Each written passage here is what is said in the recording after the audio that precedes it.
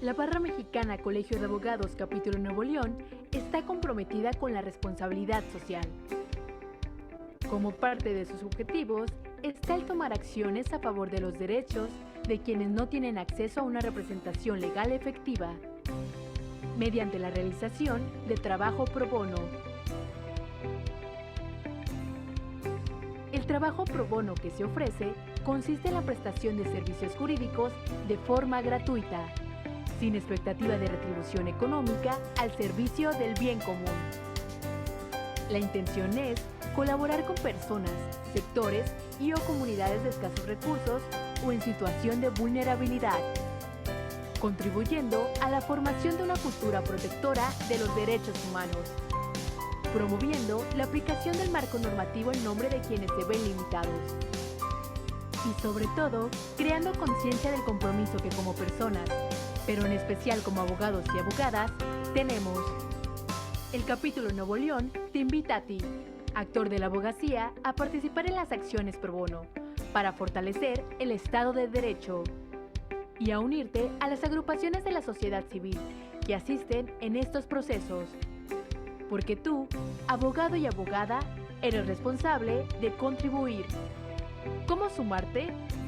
Aporta estas acciones mediante asesoría, capacitación, representación jurídica, así como estudio y análisis legal para influir en el marco normativo y en las políticas públicas. ¿Quieres participar? Únete.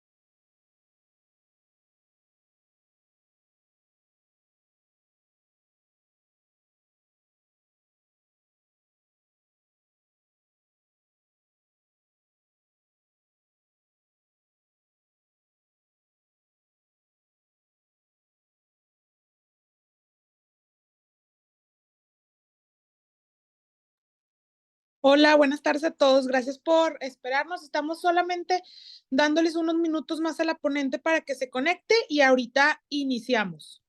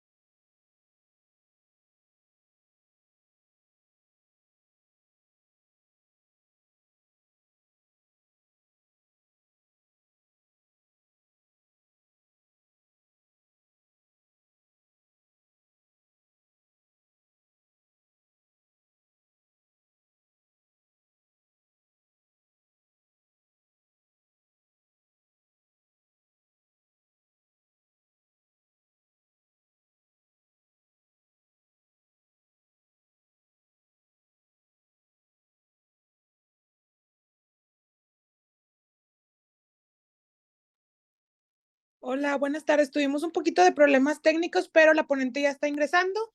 Ahorita en unos minutos más vamos a iniciar con la plática.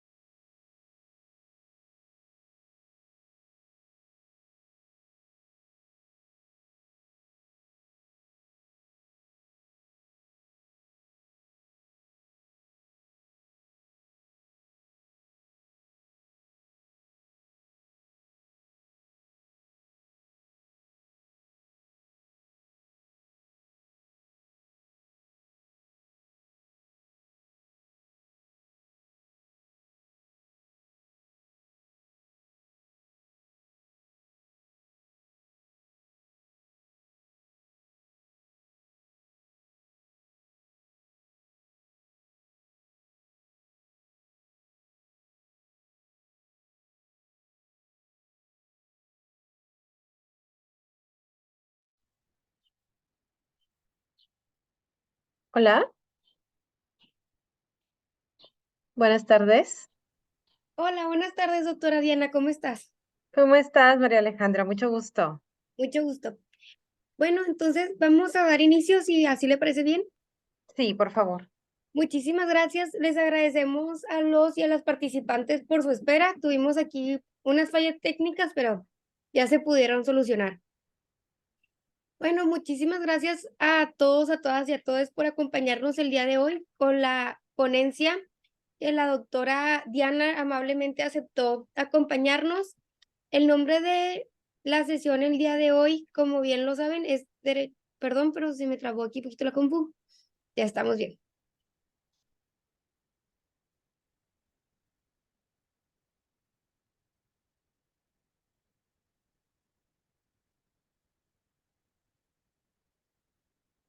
Bueno, con esta plática de la barra, este mes empezamos con Derecho a la Educación Sexual de Niños, Niñas y Adolescentes con la doctora Diana Espinoso Tapia.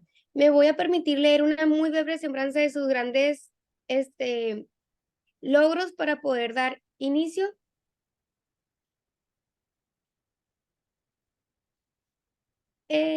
La doctora Diana es doctora en Derecho con orientación en Derecho Constitucional y Gobernabilidad por la Universidad Autónoma de Nuevo León, abogada y politóloga por la Universidad Nacional Mayor de San Marcos en Perú, con estudios de posgrado en Derecho Internacional de los Derechos Humanos por la American University Washington College of Law. Actualmente es directora general académica de la Universidad de Regiomontana y miembro del Sistema Nacional de Investigadores del CONACYT. Docente universitaria desde 2006 a la fecha en las áreas de Derechos Humanos, Derecho Constitucional y Derecho Internacional Público.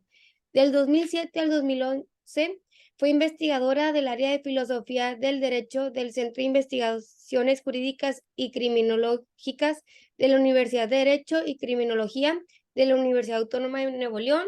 Años después fue directora de posgrado de Humanidades y Ciencias Sociales, así como directora del Laboratorio de Transformación Jurídica y Gobernanza de la Universidad Regiomontana.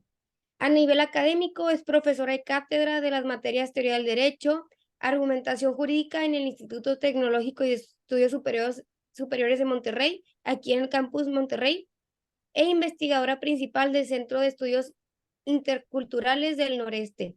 Desde 2016 ha sido autora de diversos artículos especializados y capítulos de libros a nivel nacional e internacional, y es autora de los libros Derechos Humanos, Democracia y Violencia de Género, publicado en 2011, así como Una teoría de los derechos sociales para el Estado social del siglo XIX, publicado en 2020.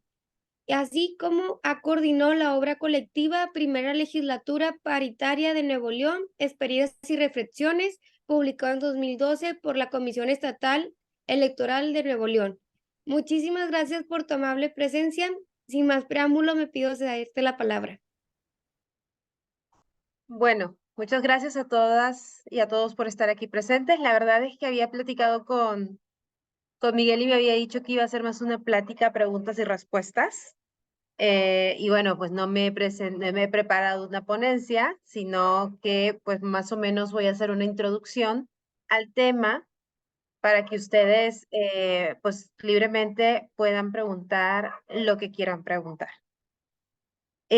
Bueno, cuando hablamos de derecho a la educación sexual de niños, niñas y adolescentes, estamos entrando en un tema pues un poco sensible para la gran mayoría de personas, ¿no?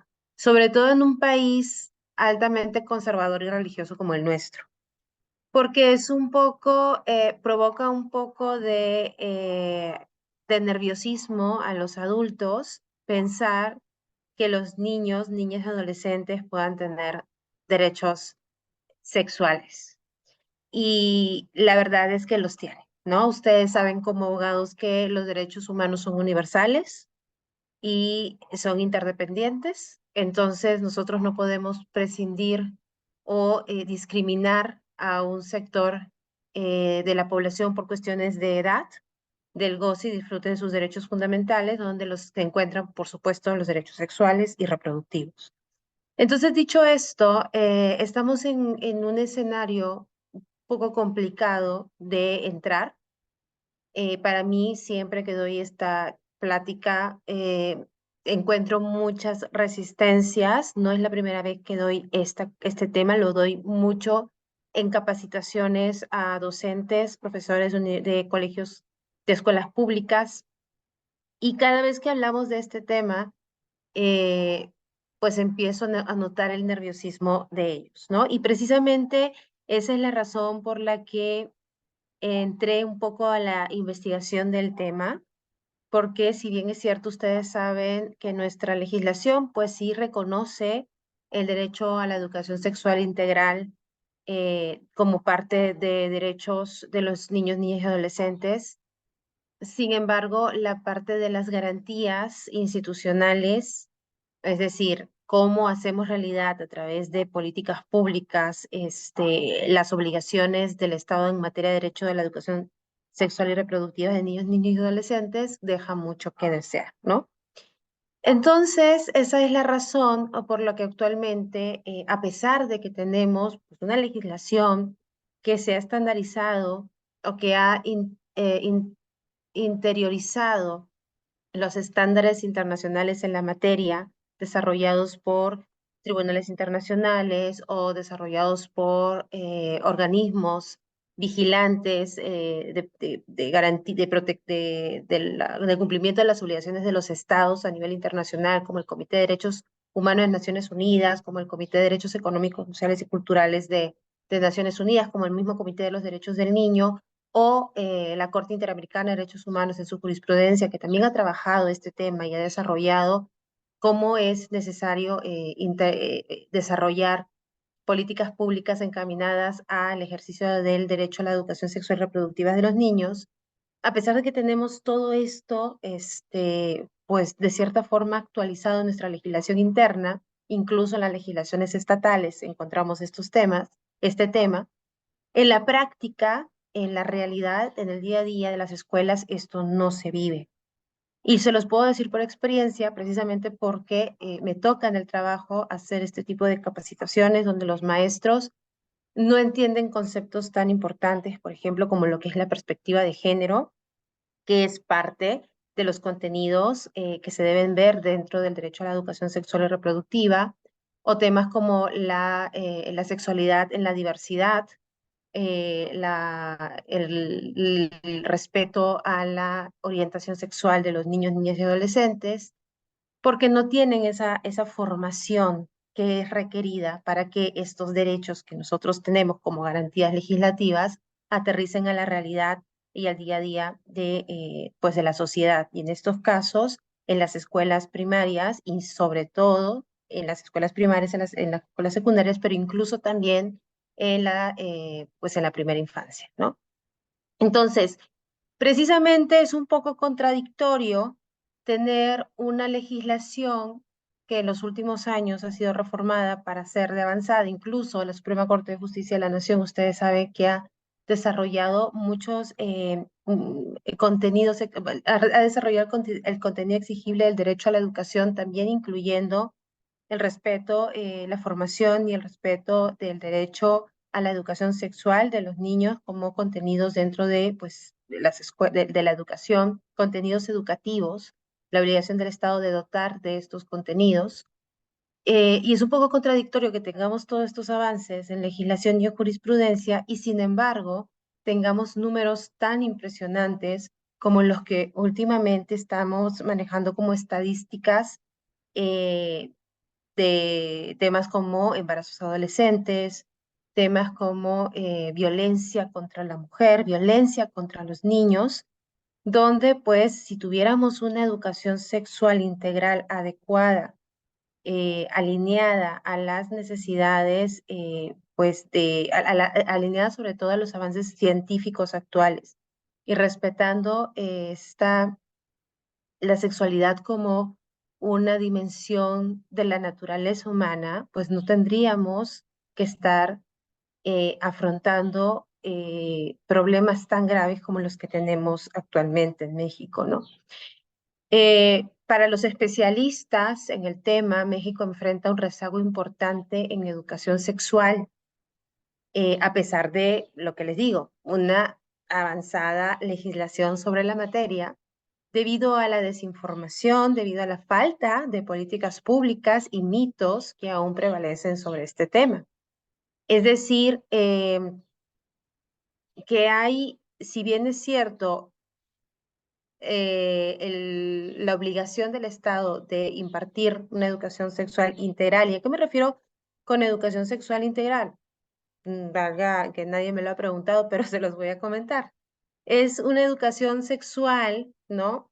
Con un enfoque más amplio que el tradicional, que ha sido simplemente educar en la sexualidad para la reproducción, ¿no? Ustedes saben que tradicionalmente, pues, en la educación sexual se ha enfocado básicamente en prevenir los embarazos no deseados, ¿no?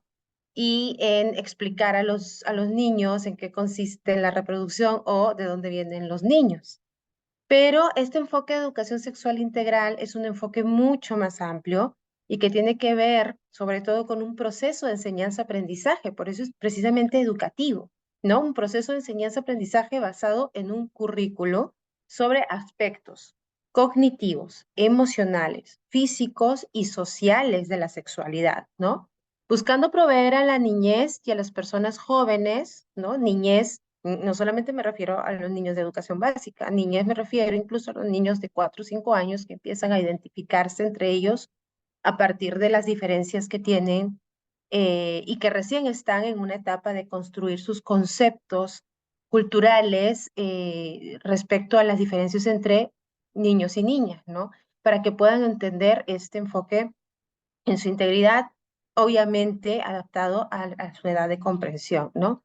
Bueno, este tipo de educación, como les digo, es un proceso de enseñanza-aprendizaje que está basado en aspectos cognitivos, emocionales, sociales y culturales, y físicos, obviamente biológicos, de la sexualidad, buscando proveer a los niños y a los jóvenes conocimientos, habilidades y valores que los empoderen para hacer de su salud, de su bienestar y de su dignidad una realidad, donde el objetivo es desarrollar relaciones sociales y sexuales respetuosas. Si ustedes se dan cuenta, este enfoque implica empoderar a las personas desde las primeras etapas de su vida para el desarrollo pleno de su sexualidad. Y eso implica, en una sociedad tan conservadora como nosotros, quitarle el sesgo del miedo a la sexualidad, que pues ha sido una tradición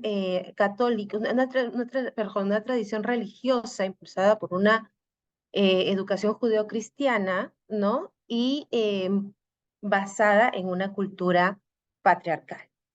Este concepto de educación sexual integral, donde se le quite el miedo a la sexualidad y no se les hable a los niños desde la perspectiva de que las relaciones, que la vida sexual es mala, sino que ellos lo vean como algo natural de su mismo desarrollo. Por muchos especialistas en el tema y resultados de varios estudios científicos que me he dado la tarea de revisar, logra una vida respetuosa entre géneros, ¿no? No elimina, porque no se puede eliminar, pero sí reduce la desigualdad de género, empodera a las mujeres y a los hombres por igual, hace que las relaciones humanas sean más respetuosas y sobre todo hace que las personas, niños y niñas, sean capaces de identificar los momentos en los que su sexualidad está en peligro, ¿no? Esa es una de las digamos, ventajas más importantes que al menos en mi persona yo reconozco que tiene este concepto de educación sexual integral, porque precisamente es una de las razones por las que los niños no denuncian a las personas que les hacen daño sexualmente, que los violan, o que los tocan, o que los acosan, por el miedo a ser juzgados por por esta acción, ¿no? ¿Por qué tienen miedo? Porque consideran que se sienten, como lo han dicho en algunas entrevistas que he tenido oportunidad de analizar, ellos mismos se sienten impuros y culpables. Y se sienten impuros y culpables porque precisamente tienen esa noción de la sexualidad. Bueno, dicho esto, entonces, una de las, como les decía, y somos abogados y precisamente esa es otra de las preguntas que ustedes se harán o me harán en algún momento, es cuál es pues el contenido exigible del derecho a la educación sexual y reproductiva de los niños, niñas y adolescentes en México, ¿no? Yo les digo, hay tratados internacionales que reconocen estos derechos, ya de una forma, como se las he explicado, educación sexual integral para niños, niñas y adolescentes, han desarrollado el concepto, han descrito una serie de características de este derecho, que es lo que les ha dotado de un contenido exigible, porque ustedes saben que los tribunales o los organismos de vigilancia de los tratados internacionales forman parte de nuestro bloque de convencionalidad. Pero bueno, ¿cuáles son estos tratados y qué es lo que han dicho estas observaciones generales, estos comités o la misma jurisprudencia de la Corte Interamericana de Derechos Humanos al respecto? Y también cuál es el bloque de constitucionalidad, o sea, cuáles son las garantías legislativas que se han desarrollado a nivel interno en México. Bueno, nosotros cuando en el laboratorio desarrollamos les voy a explicar más o menos cómo funciona la metodología para que la conozcan. Nosotros en el laboratorio trabajamos indicadores de medición para determinar en qué nivel estamos de protección y garantías de los derechos sociales, porque los derechos sociales, ustedes saben que a diferencia de los derechos civiles y políticos, son derechos que tienen una dimensión prestacional muy fuerte, ¿no? ¿Qué quiere decir una dimensión prestacional muy fuerte? Que se requiere inversión, una fuerte inversión del Estado para desarrollar políticas públicas para su garantía.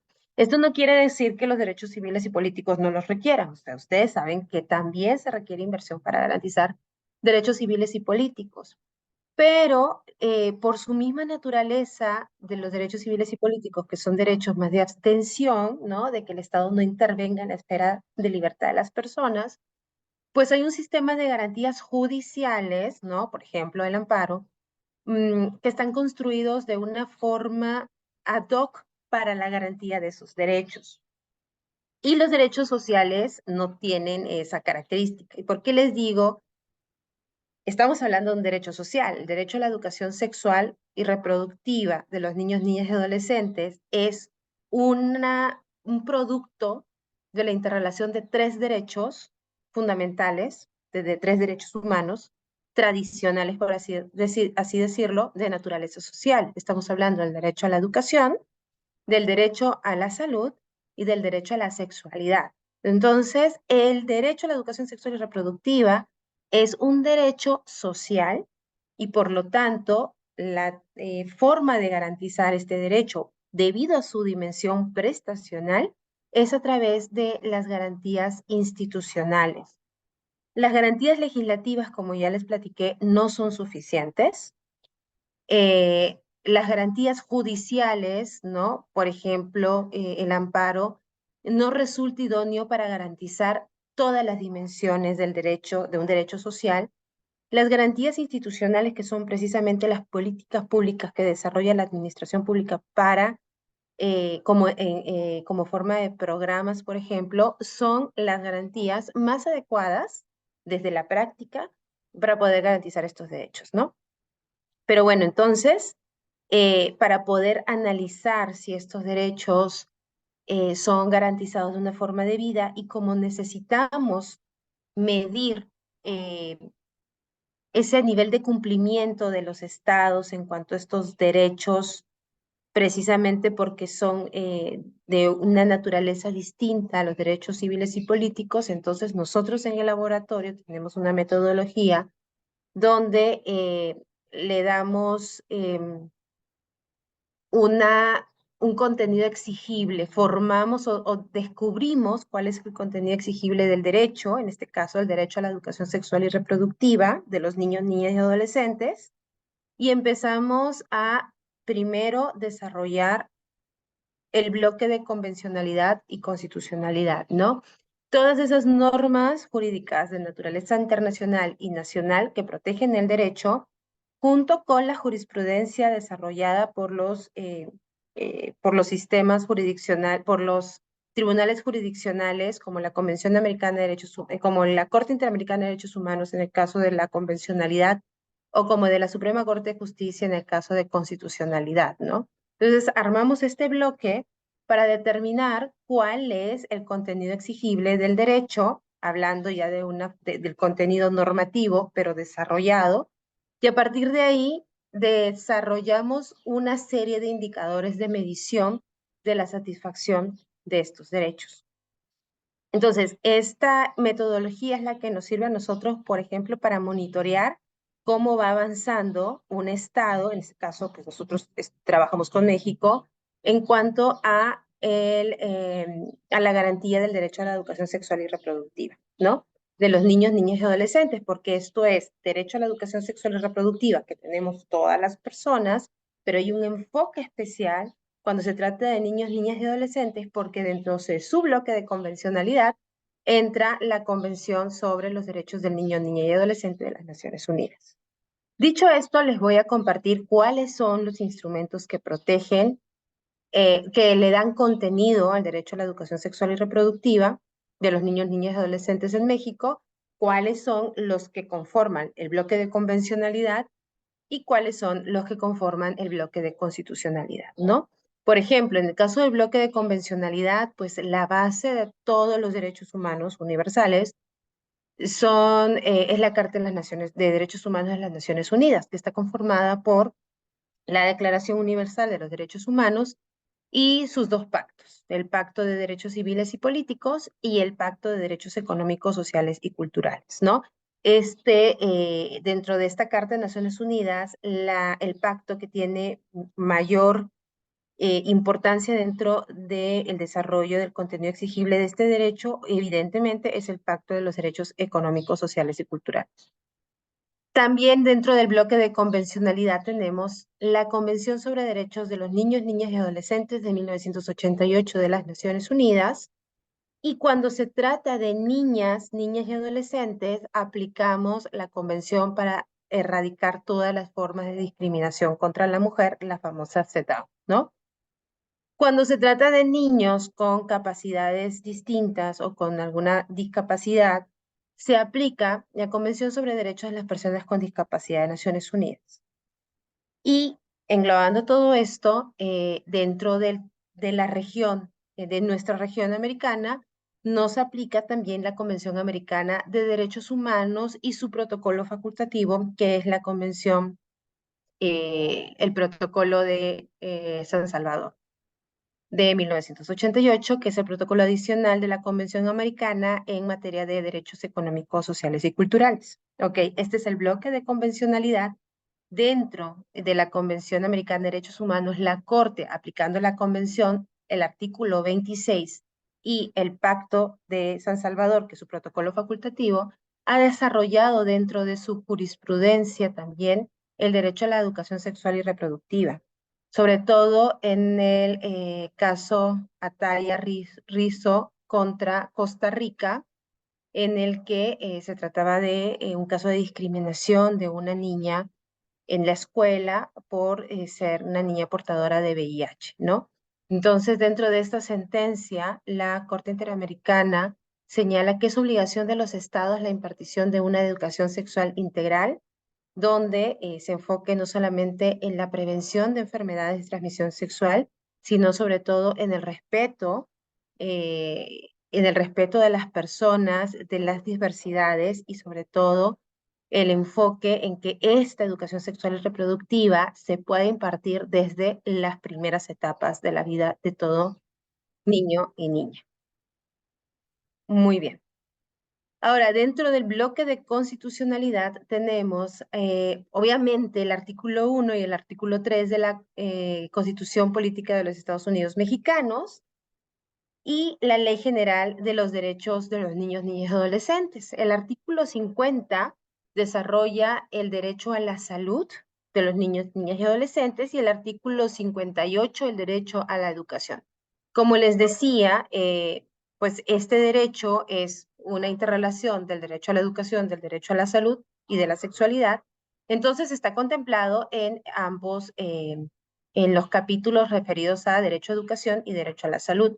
Y aquí, en conjunto, desarrolla el concepto de educación sexual y reproductiva de los niños y niñas y adolescentes desde una perspectiva integral, como se las describí, ¿no? Con un enfoque teniendo en cuenta que es un proceso educativo que debe de integrar no solamente la dimensión biológica, sino también la dimensión social, la dimensión cultural y la dimensión psicológica, ¿no? Entonces, esto está integrado. Como les digo, esta perspectiva ya nosotros la tenemos en nuestra Ley General de los Derechos de los Niños, Niñas y Adolescentes. Además, también está integrada en el artículo 7 de la Ley General de Educación, en el 77 de la Ley General de Salud y en el Programa Nacional de Salud Sexual y Afectiva, ¿no? Que forma las directrices y estrategias para la educación sexual en el Sistema Nacional Educativo.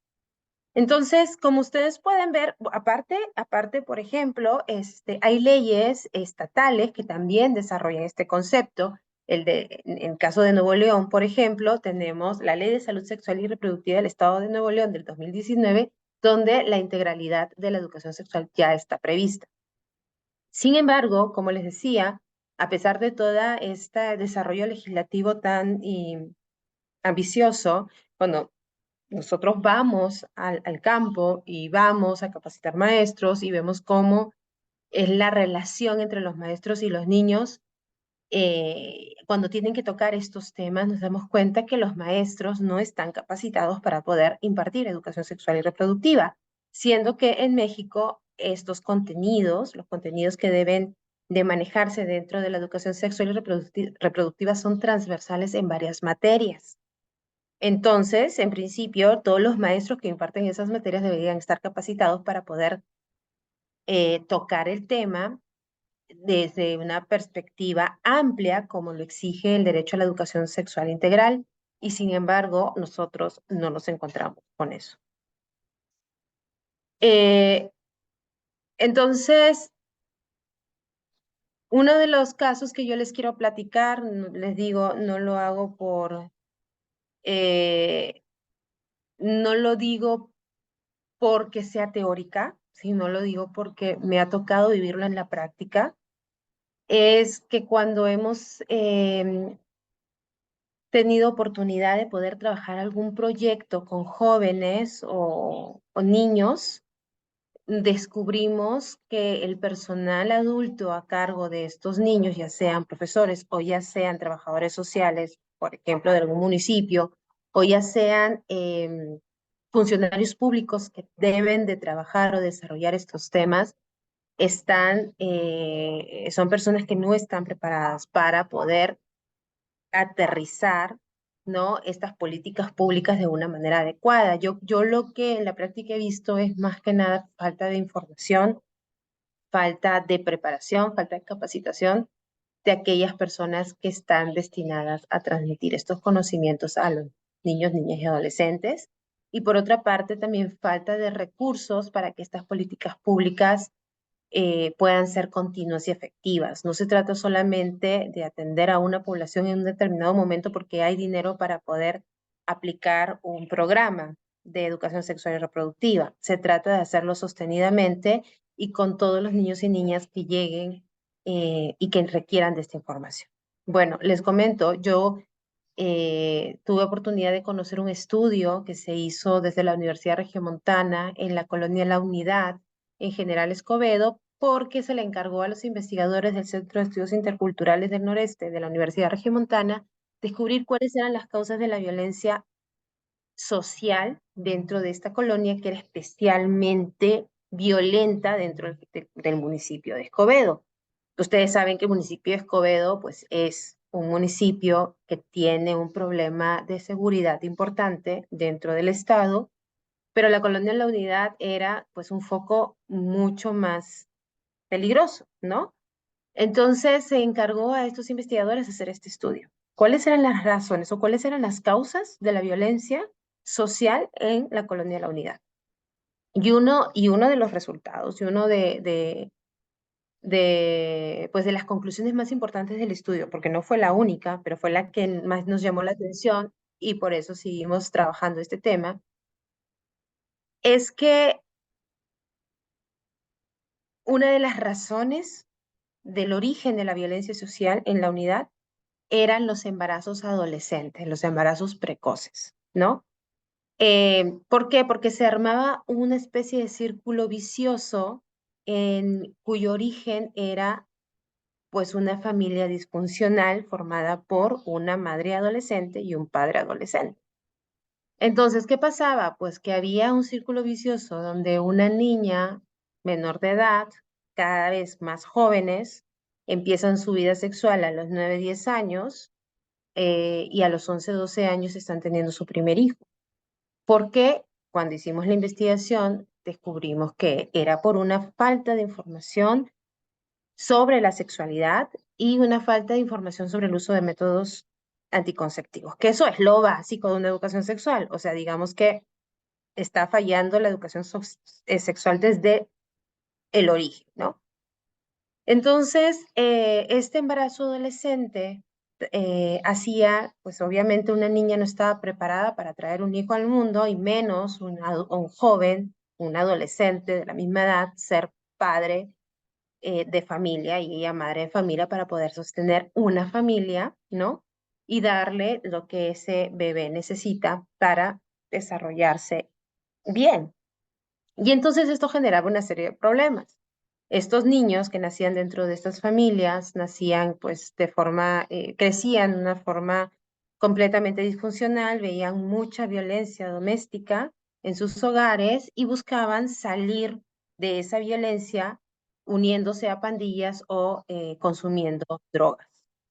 Y luego esos niños volvían a unirse con otras niñas, tener relaciones sexuales muy jóvenes y volvían a tener un hijo a muy temprana edad. Entonces, ¿qué pasa? Que estos chicos, padres de familia muy jóvenes, se unían a estas pandillas, ¿no?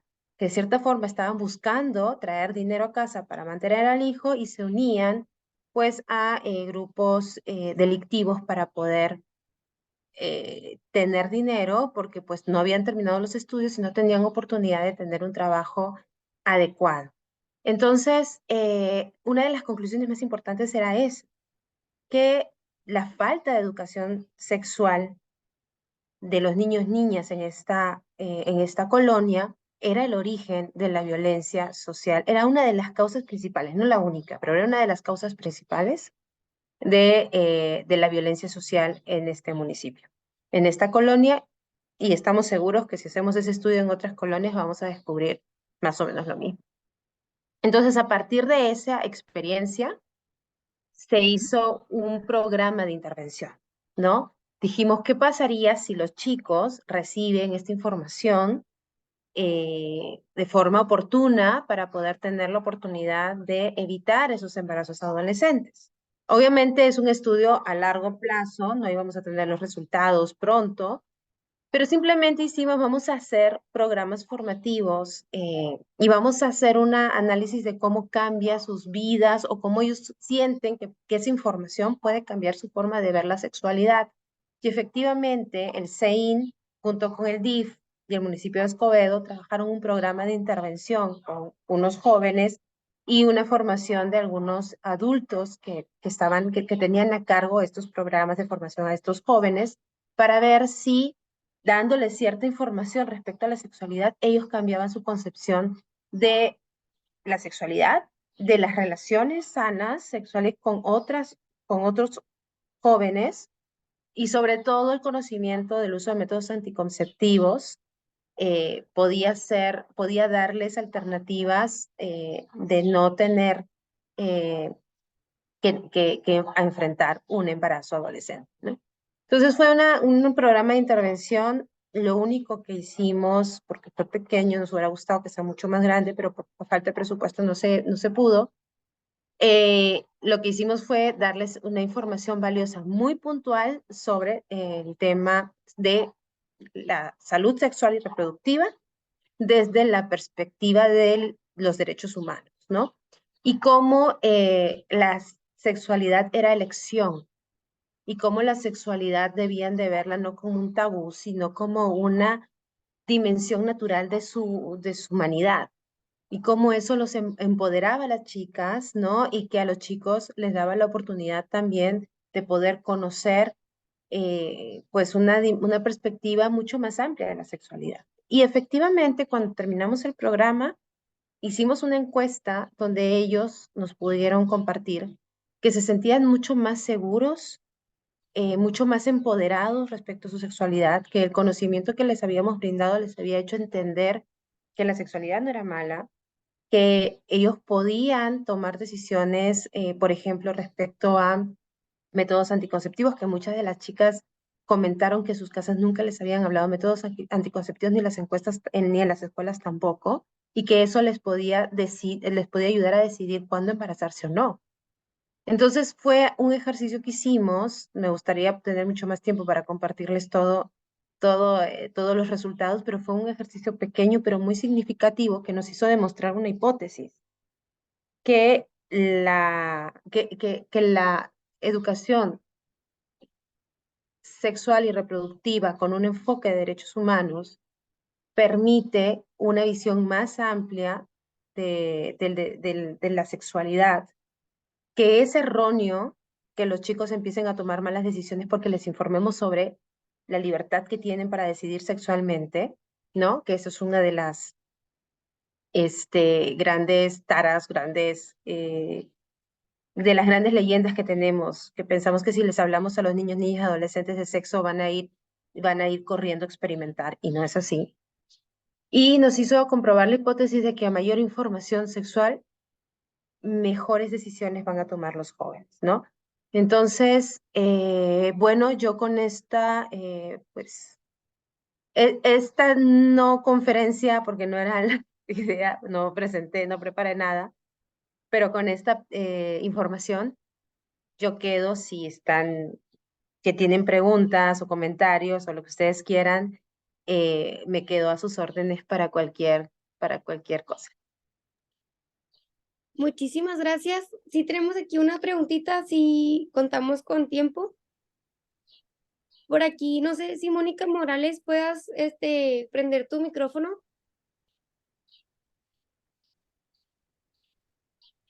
Bueno, si no, con mucho gusto me voy a permitir leerla. Nos pregunta Ahí que si... está, perdón. Listo. Diana, muchas gracias por la información. Yo quería preguntarte un poquito.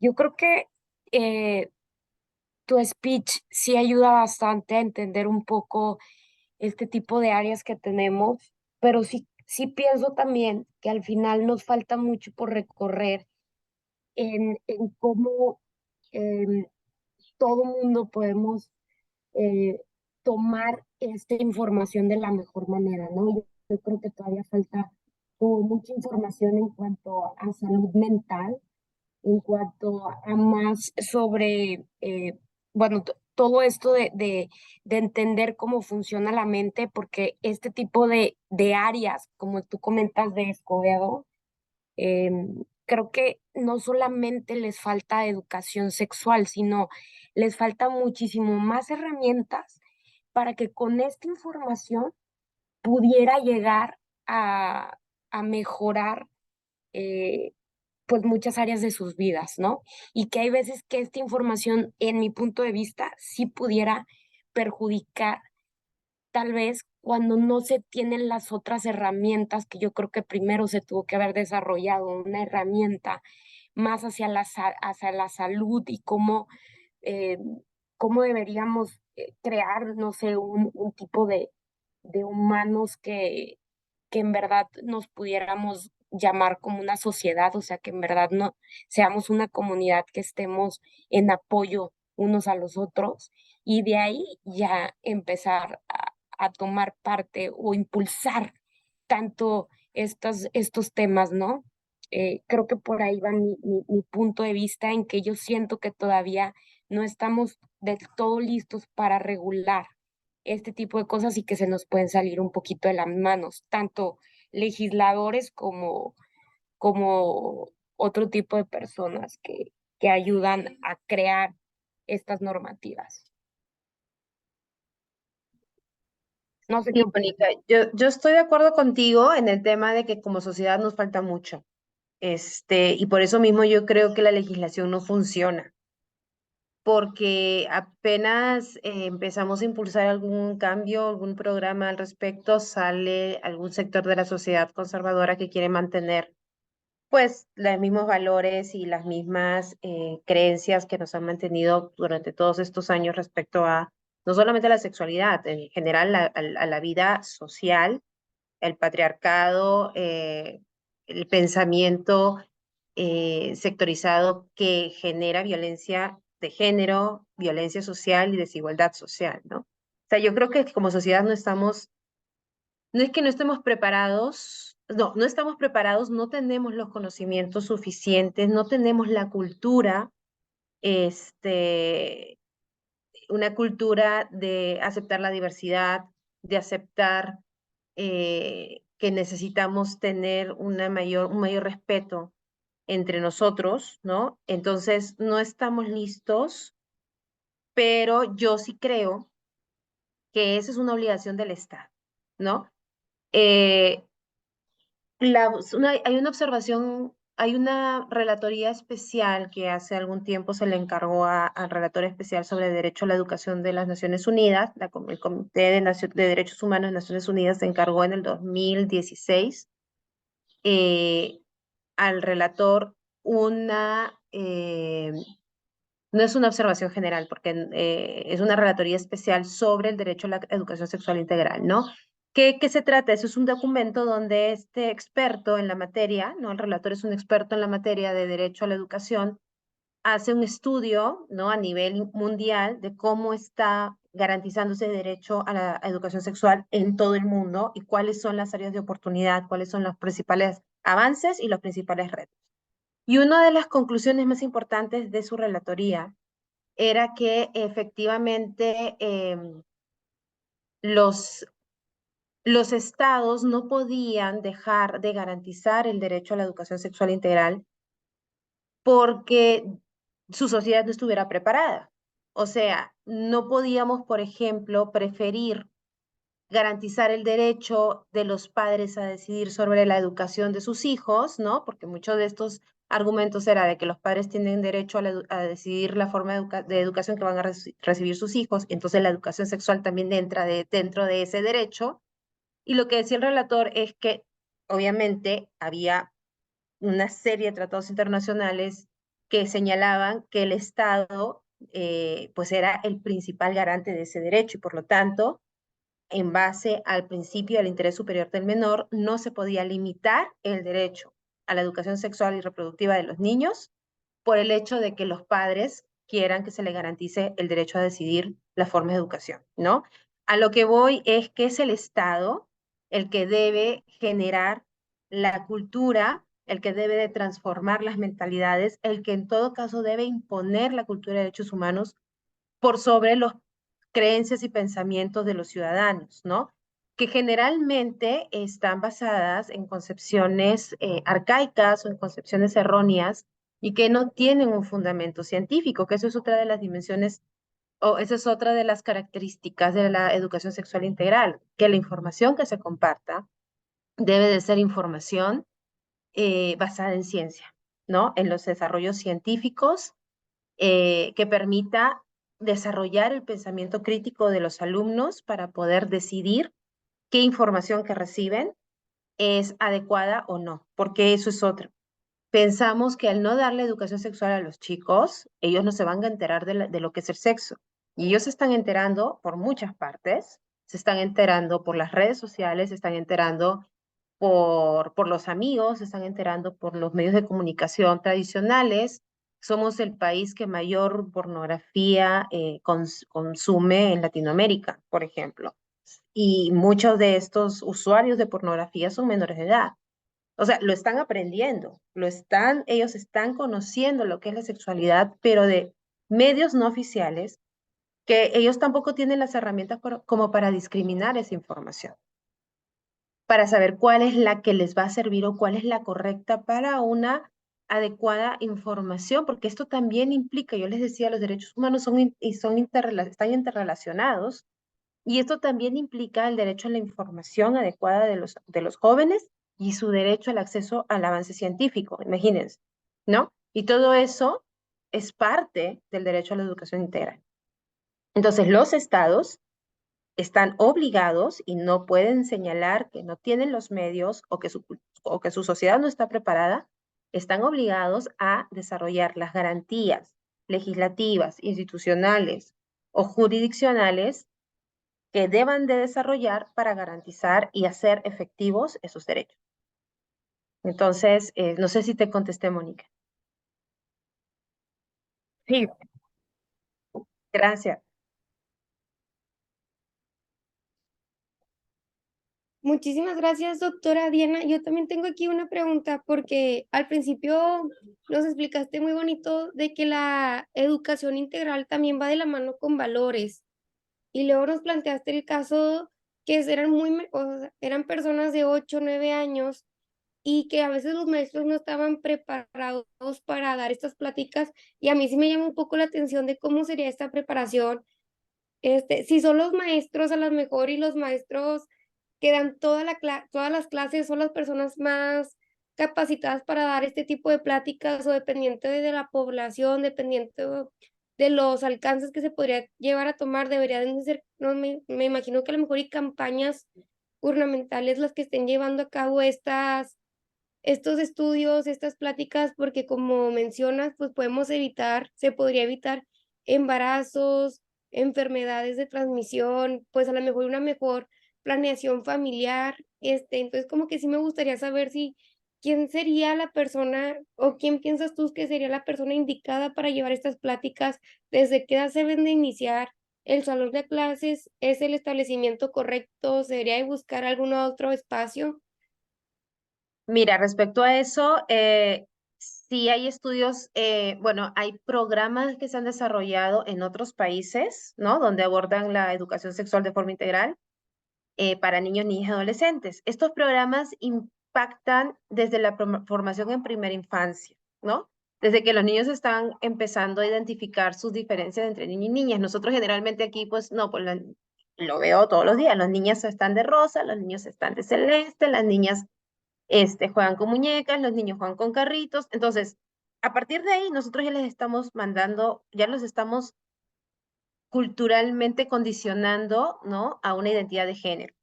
Entonces, desde ese momento es que los maestros deben estar preparados para este tipo de, para identificar que estamos determinando un rol de género a nuestros alumnos y por lo tanto no deberíamos estar haciendo eso, ¿no? Porque es parte de lo que un maestro preparado haría, darse cuenta cuando una de sus, de alguna de sus valores está impactando en algo educativo y está transmitiendo al niño esa información, ¿no?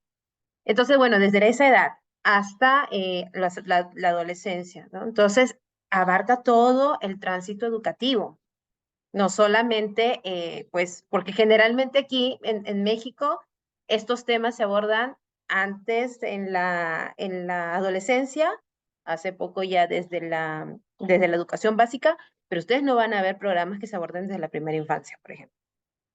Y ahora, otra cosa, todos los expertos en este tema han señalado que sí, que la educación es la mejor herramienta para transmitir esta información. O sea, las escuelas, perdón, que la educación es el derecho idóneo para poder permitir compartir pues esta formación, precisamente porque es un proceso de aprendizaje, enseñanza-aprendizaje, y que es la escuela el ámbito idóneo. Ahora, ahí los expertos señalan, tiene que haber un trabajo colaborativo entre la escuela y los padres, porque ¿de qué sirve que la escuela esté transmitiendo una serie de conocimientos y luego los niños van a su casa y se les transmite otro tipo de valores? Entonces, lo ideal es que sea un trabajo compartido y esto implicaría, por ejemplo, programas de escuela para padres donde se les comparte también esta información a los padres, ¿no? Como por ejemplo programas de nuevas masculinidades para los padres donde se puedan deconstruir para poder identificar sus mismos roles de género, ¿no? Como ellos mismos han sido condicionados por eso y luego volverse a reconstruir, ¿no? Entonces, sí, la escuela, todo el nivel educativo, Y los maestros, pues todos deberían de ser capacitados, pero sobre todo aquellos que llevan estas materias transversales. Muchísimas gracias. No sé si tengamos aquí una pregunta en el chat. Y por aquí nuestro compañero, bueno, yo sí tengo una disculpa, nuestro compañero Carlos Jiménez nos pregunta, la voy a leer, perdón.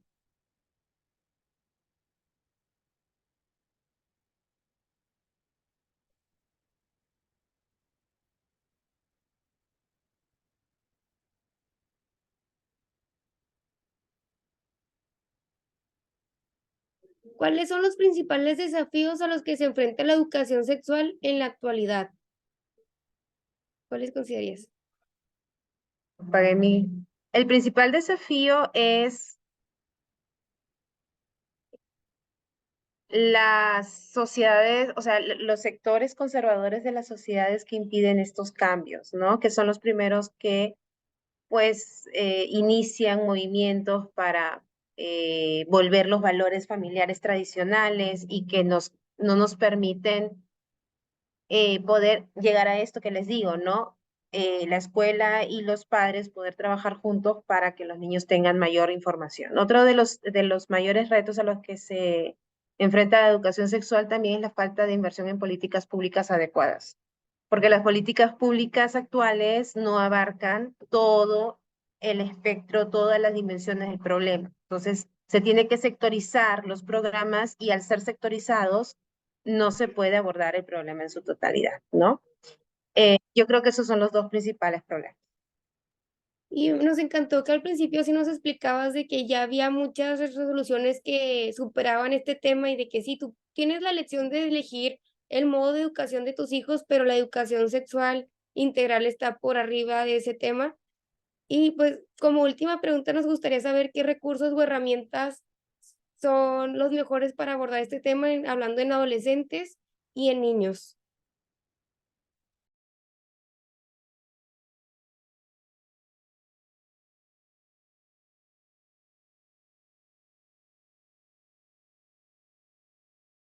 ¿Me repites la pregunta?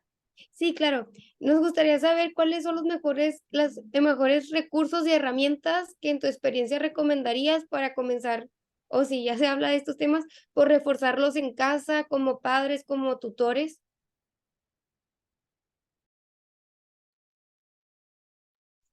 Creo que los principales recursos, o sea, tenemos, por ejemplo, nosotros en el laboratorio hemos generado una serie de videos que ojalá se los pueda compartir.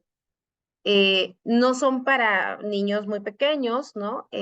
Son para jóvenes, bueno, chicos de quinto y sexto de primaria, donde hablamos sobre temas, por ejemplo, la dignidad humana, la perspectiva de género, el derecho a la libre determinación, para que ellos puedan conocer estos conceptos y puedan empezar a identificarse. Y es una herramienta lúdica, porque explicamos estos conceptos con historias, con dibujos, con juegos y ejemplificamos, por ejemplo, cómo eh, entender sus derechos desde la perspectiva de género permite que ellas puedan, las niñas, por ejemplo, puedan lograr destacar en una sociedad a pesar de, pues, de tener de los valores patriarcales y tal, ¿no? Porque si erradicamos esos valores y empezamos a vivir valores basados en derechos humanos, pues van a tener esas oportunidades. Estas herramientas, pues nosotras las tenemos, hay muchas herramientas, videos, cuentos también, donde se puede compartir esta información. Pero lo ideal, obviamente, es que el Estado desarrolle estos contenidos, ¿no? Porque eso es lo que va a llegar a todos los maestros a nivel nacional y va a poder permitir también desarrollar esos programas enfocados en que todos los maestros tengan la misma información. Como padres, yo lo que creo es que lo que primero nos toca sería deconstruirnos a nosotros, ¿no? O sea, empezar a entender el tema de la perspectiva de género, empezar a entender, de empezar a hablar a nuestros hijos de sexualidad sin miedo. entender qué es lo que, yo lo que hago, por ejemplo, en mi caso, es entender cómo me hablaban a mí del tema, y qué provocaba en mí, ¿no? Yo te puedo decir, a mí me hablaban de la sexualidad como algo malo, ¿no? Como algo que no se debía de practicarse. Prácticamente debíamos practicar la abstinencia para no embarazarnos y para no contagiarnos de alguna enfermedad de transmisión sexual. Y el miedo, eh, yo les puedo decir, genera curiosidad, no genera ah, precisamente miedo. Entonces, no es una forma adecuada de educar a nuestros hijos en sexualidad. La forma adecuada de educar a nuestros hijos en sexualidad es nosotros como padres leer sobre eso. Hay muchos libros sobre cómo abordar temas de sexualidad con niños para padres. Y nosotros leer sobre eso y poder entender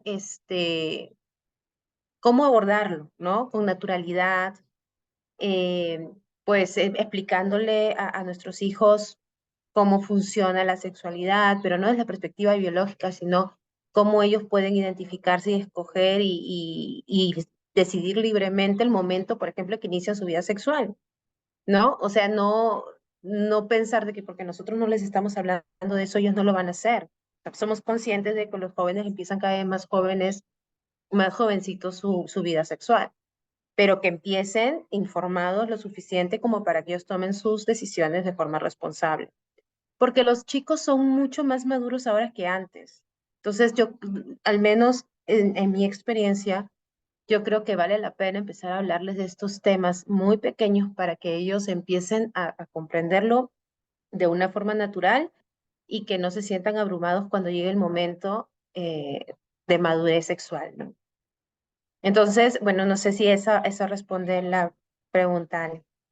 Muchísimas gracias, sí, pues te agradecemos muchísimo, que te hayas tomado el tiempo para platicarnos, y no era una ponencia, era más bien una plática con dudas y preguntas, que creo que pues surgen muchísimas dudas de qué podemos hacer, cómo se puede implementar esto en las escuelas, y creo que nos apoyaste mucho a saber qué instrumentos legales tenemos a nuestra disposición, dónde podemos encontrar, cómo definir este derecho, qué derecho abarca, con cuáles otros derechos se transversan. Y pues te agradezco mucho, y creo que tus recursos van a ser muy buenos si pudieras ahí compartir uno. Claro que sí, se los comparto para que ustedes se los compartan a quien consideren. Están muy bonitos, están muy padres. Muchísimas gracias. Creo que por aquí tenemos sí, aquí está. Tenemos un reconocimiento. Muchísimas gracias por tu participación. Me voy a permitir leerlo. El capítulo Nuevo León de la Barra Mexicana, Colegio de Abogados, Asociación Civil, otorga el presente reconocimiento a la doctora Diana Espino Tapia por su destacada participación como ponente en la primera edición de las pláticas de la barra, titulada Derecho a la Educación Sexual de Niños, Niñas y Adolescentes, celebrada el día de hoy, jueves 27 de abril. Muchísimas gracias. Y claro que la asigna nuestro presidente, el doctor Miguel Ángel Valdés Alvarado. Muchas gracias a Miguel Ángel, que no pudo estar, pero que sé que estuvo en el pensamiento, y a ti, Ale, y a todos los presentes. Muchísimas gracias. Bonito día y muchísimas gracias, doctora Diana. Adiós, bye.